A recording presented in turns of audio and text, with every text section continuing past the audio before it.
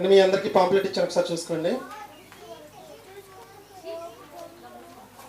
రేపు డిసెంబర్ 27న జరిగే పరీక్ష ఎన్నో పరీక్ష చెప్పగలరా? మీకు ఇచ్చిన మెటీరియల్ మీద ఉంటుందండి. 22, 23 నాకే గుర్తులేదు, ఇంటికి వెళ్ళిన తర్వాత చూడాలి. అంటే సుమారు అరే నెక్స్ట్ ఎగ్జామ్ ఎన్నో ఎగ్జామ్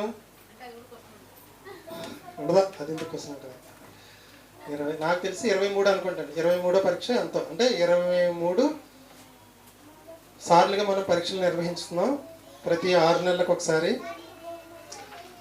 చూసుకోండి, మీకు లార్డ్ జీసస్ క్రైస్ట్ మినిస్ట్రీస్ అనేది ప్రపంచవ్యాప్తంగా, నేను భారతదేశం చెప్పట్లేదండి, ప్రపంచవ్యాప్తంగా ఈ పేరు మీద మినిస్ట్రీ అనేది మనదే మొదటిదండి. లార్డ్ జీసస్ క్రైస్ట్ మినిస్ట్రీస్ అనేది ప్రపంచవ్యాప్తంగా ఇదే మొదటిది, ఎక్కడ కూడా ఇది లేదండి. మీకు తెలుసు, నిన్ను వల్ల నీ పొరుగు వారిని ప్రేమించుట ఇట్లు మనం మొన్న 22 పాఠాలు నేర్చుకున్నాం. క్రీస్తు వలె పొరుగు వారిని ప్రేమించుట ఇట్లు కూడా కలిపి నేను మనకి 25వ తారీఖు చెప్తాగా, 25 మెసేజ్ చెప్తాగా, చెప్పాక నీకు ఇప్పుడు 3 నెలల క్రితం చెప్పా. ఎగ్జామ్ ఉందా అంటే ఆ రోజు భోజనం దగ్గర అంతా తిరుగుతుంది, ఒక్క అరగంట సేపు చెప్తాను. అవును, నీకు ఎప్పుడో ఇచ్చక డాడీ నువ్వు క్రిస్మస్ ఖచ్చితంగా చెప్పాలి. ప్రసాద్ నువ్వు డాడీ మీ ముగ్గురు 20 నిమిషాలు కానీ 30 నిమిషాలు కానీ వేస్ట్. 25వ తారీఖు సర్వేశ్వర బాబు గారు ప్రసాద్ హరిబాబు చెప్తారండి. అమ్మా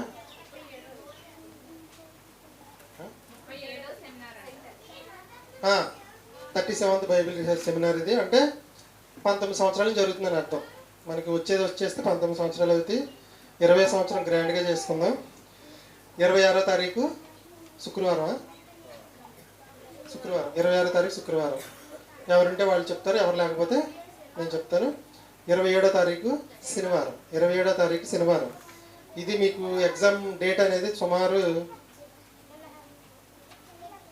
7 సంవత్సరాల క్రితం ఇచ్చిన డేట్ అండి. ఇది కొంచెం డేట్ మార్చడం కుదరదు, ఏమనుకోవద్దు.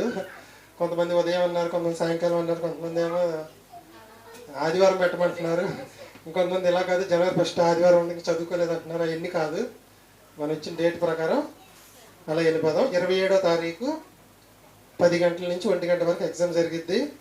మొదటి బహుమతి 5,000 రూపాయలు ఇస్తామండి. రెండో బహుమతి 3,000, మూడో బహుమతి 2,000, కన్సోలేషన్ ప్రైజ్ 1000, 500 అవన్నీ దీంట్లో రాయలేదు. యోబు గ్రంథము మరియు 1, 2 తెస్సలోనికలు రాసిన పత్రిక నుండి పరీక్ష జరిగిన. డబ్బులు అనేది పక్కన పెట్టండి. మొదటి, రెండవ, మూడవ బహుమతులు అనేవి కూడా పక్కన పెట్టండి, అసలు మనకు సంబంధం లేదు. యోబు గ్రంథం 1వ తెస్సలోని పత్రిక, 2వ తెస్సలోని పత్రిక ఒకసారి చదవాలి. ఇది కాన్సెప్ట్. దీనికోసమే పరీక్ష పెట్టాం. ఫస్ట్ ఎవరికి వస్తే వాళ్ళకి వస్తుంది, మనకెందుకు, మనకు రావాలనేమి లేదు. అలాగని చదవకుండా ఉండద్దు, ట్రై చేయండి, ఓకేనండి. అలాగే మనకి యూట్యూబ్ అక్కడ వేసాను చూడండి బొమ్మ. 4వది ఇంకా స్టార్ట్ చేయలేదు, అయినా వేసేసాను. అది జనవరి 1న స్టార్ట్ చేస్తాం.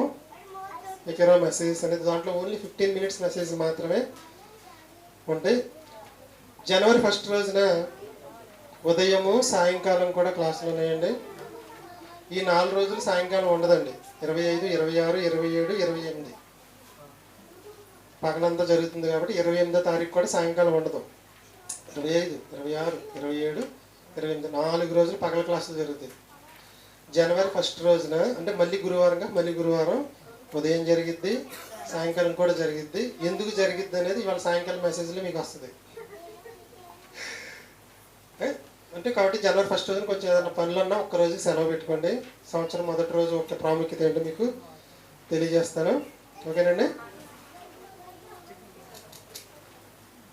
మీ అందరికీ నేను మెటీరియల్ కూడా ఇచ్చాను, ఒక్కసారి చదువుకోండి.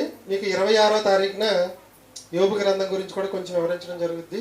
క్రీస్తు వలె పొరుగు వారిని ప్రేమించడం ఇట్లు కూడా దాంట్లో నేర్పించడం అనేది జరుగుతుంది. అందరికీ ఇచ్చాను. అలాగే 25వ తారీఖున 24, 23, 22 మనం ప్రతి సంవత్సరం 150 మంది పిల్లలకి 120 రూపాయలు, 100 రూపాయలు చేసి గిఫ్ట్లు ఇస్తున్నాము.